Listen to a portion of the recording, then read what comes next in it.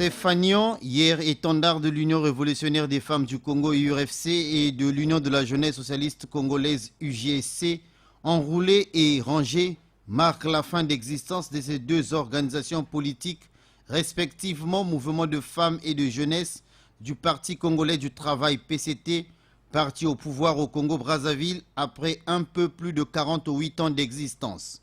Leurs actes de décès ont été entérinés par leurs congrès respectifs, dits congrès de dissolution.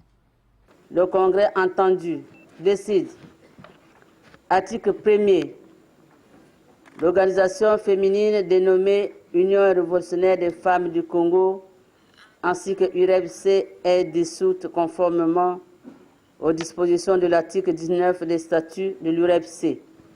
Mort douloureuse que ces regards nostalgiques doivent cautionner puisqu'il faut se conformer aux recommandations du dernier congrès du parti sur la création d'une unique organisation politique de femmes et de jeunesse, une décision courageuse saluée par le secrétaire général du parti. L'UGC n'est plus parce que le deuxième congrès extraordinaire vient de porter sa dissolution. Les cadres, les membres de l'Union de la jeunesse socialiste congolaise sont mis à la disposition du Parti congolais du travail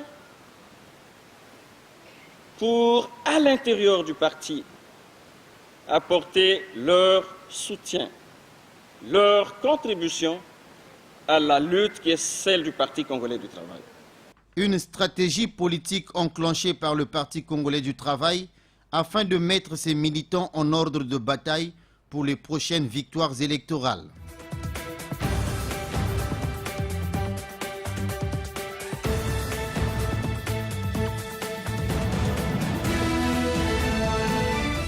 Nous sommes dans le sud du Sénégal, à plus de 600 km de Dakar, la capitale.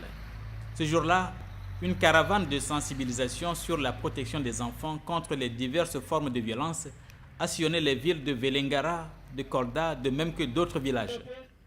Ceci à l'initiative de l'ONG Well Vision. C'est un projet qui vise essentiellement à asseoir les initiatives communautaires de protection de l'enfant.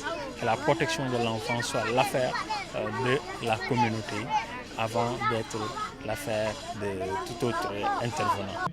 Entre viol, non-enregistrement à la naissance, mendicité, mariage et grossesse précoce, les violences faites aux enfants sont le lot quotidien au Sénégal, particulièrement dans la partie sud du pays. Ainsi, à la place publique, dans des marchés ou des écoles, d'intenses séances d'information et de sensibilisation ont été organisées. Ce sont les réalités, puisque même au sein de notre département, pour l'année 2012 seulement, il y a plus de 200 filles qui étaient en état de grossesse. Pour l'année 2011-2012. Vous savez que ça c'est trop. En tout cas, c'est réel. Les jeunes filles doivent être aidées afin de mieux travailler à l'école et d'y rester. Les parents doivent y veiller pour le bien de leurs filles comme des garçons. Le parcours a été ponctué de sketchs animés par des enfants avec des messages on ne peut plus clairs. Par exemple, sur le non-enregistrement des enfants à la naissance. Au niveau des villages, nous avons mis ce qu'on appelle les cahiers de village. Quand un enfant est né dans le village, en tout cas au plus tard au 8e jour baptême, que l'enfant puisse être déclaré au niveau du cahier. Le chef de village porte le nom de l'enfant, le nom de la mère, des parents globalement, et les parents donnent 200 francs. Et le chef de village, de façon mensuelle, ramène ce cahier au niveau du conseil rural où il y a l'autorité de l'état civil et cette autorité fait les transcriptions nécessaires pour que chaque enfant qui a été déclaré dans ce mois-là puisse recevoir sa pièce d'état civil. Au total, une dizaine de villes et villages ont été traversés par cette caravane de sensibilisation. Des artistes comédiens ou musiciens, à l'instar du groupe Daradi Family, ont mêlé leur voix à la campagne à travers des concerts pour dénoncer les différentes violences faites aux enfants. Un véritable travail de longue haleine.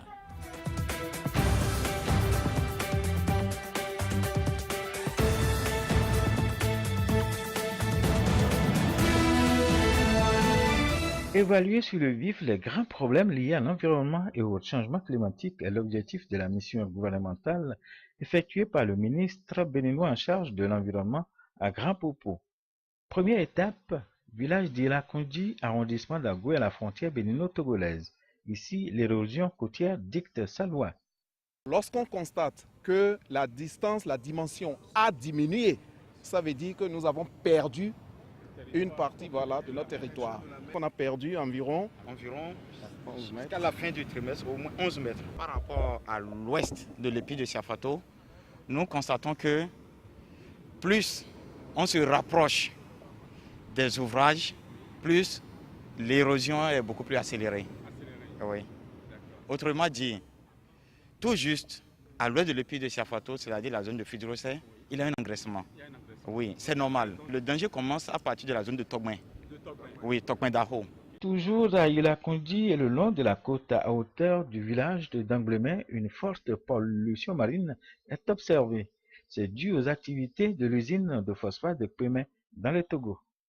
Et non seulement nous perdons la côte, également elle est suffisamment polluée.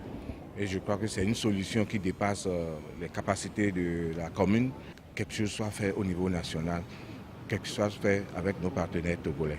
On va voir tout à l'heure, vous allez voir qu'au niveau de ce territoire, ils ont pris des dispositions pour protéger le littoral. Et parce que nous ne faisons rien, il y a les effets qui nous envahissent ici. Un petit tour est fait au Millennium Popo Beach Hotel, un joyau qui va certainement apporter des devises au tourisme béninois. La délégation mixte s'est ensuite rendue dans le village d'Avlor pour constater les dégâts causés par la bouche du roi.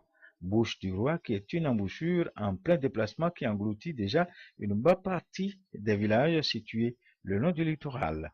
Blaise Aranzo Glélé annonce ici une étude scientifique afin que des solutions à court, moyen et long terme soient trouvées.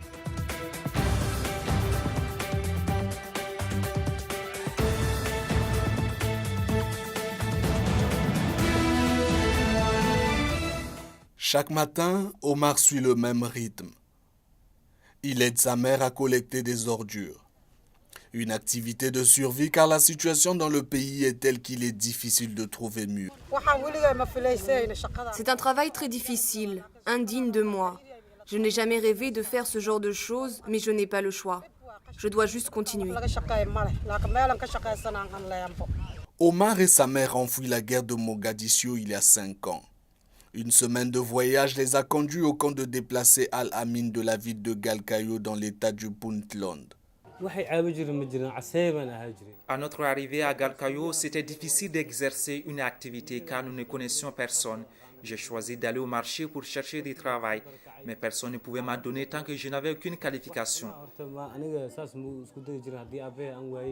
Le Haut Commissariat des Nations Unies pour les réfugiés s'occupe de la réinsertion des jeunes réfugiés. C'est dans ce cadre que Omar a bénéficié d'une formation professionnelle. C'est un gain pour la société parce que dans cette perspective, sans cette possibilité d'envisager un avenir meilleur, ces garçons auraient pu finir comme pirates ou dans une milice extrémiste et donc leur vie aurait pu être détruite à jamais.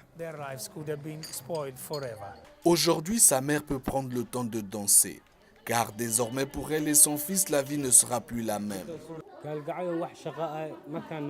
Je vais continuer là où je suis. J'ai déjà eu des entretiens avec quelques propriétaires de garages pour trouver du travail. Comme Omar, plus de 60 000 personnes ont fui les combats dans la capitale somalienne. Beaucoup se sont installés dans l'état du Puntland.